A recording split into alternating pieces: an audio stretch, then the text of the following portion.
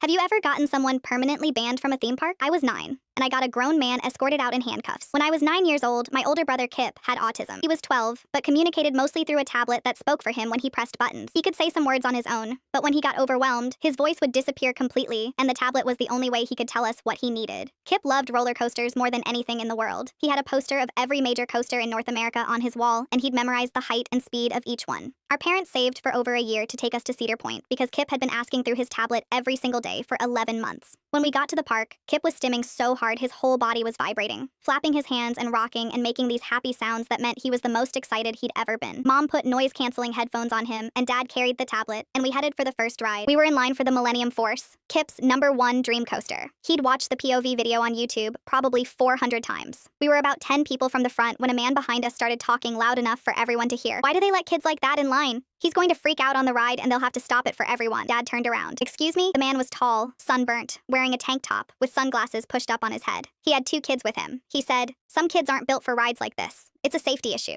Dad said, "My son has ridden coasters before. He's fine." The man looked at Kip, who was flapping and pressing his tablet, and said, "He doesn't look fine to me." Kip heard him. I know he heard him because he stopped bouncing, and his hands went still, and he looked down at his shoes. Mom put her arm around him. The man said to his own kids, loud enough for us all to hear, "This is why some people shouldn't be in public. They ruin it for everyone else." I watched my brother's face shut down. The light that had been in his eyes all morning just switched off. He pressed his tablet once. It said, "I want to go home." Mom's face crumbled, and Kip pressed the tablet again. "I'm not broken." The man laughed. He said, "Did that thing just talk back to me?" I stepped between my brother and the man. I was 9 and small for my age and scared but angrier than I'd ever been. I said, "He's not a thing. He's my brother. And he's smarter than you because he memorized every coaster in this park and you can't even memorize basic manners." The man grabbed the front of my shirt and pulled me up on my toes. "You need to teach your kids some respect," he said to my dad. 2 things happened at the same time. My dad grabbed the man's wrist, and a park employee who had been watching from the ride platform spoke into his radio. Within 60 seconds, security was there. The man said, "That kid was harassing me." The ride attendant said, "I saw the whole thing. He grabbed a 9-year-old by the shirt." Security reviewed the Q camera footage on a monitor right there. You could see the man grabbing my shirt and lifting me onto my toes. You could see Kip standing behind us with his tablet clutched to his chest and his eyes on the ground. The head of security said, "You're being removed and banned from all Cedar Fair properties. We're contacting police because you assaulted a minor." 2 officers arrived and handcuffed him in front of the entire line. As they walked him out, a woman near the front started clapping. Then another person. Then the whole line. Kip looked up. He pressed his tablet. It said, "Can we ride now?" The attendant smiled and said, "You're next, buddy." Kip rode the Millennium Force 3 times that day.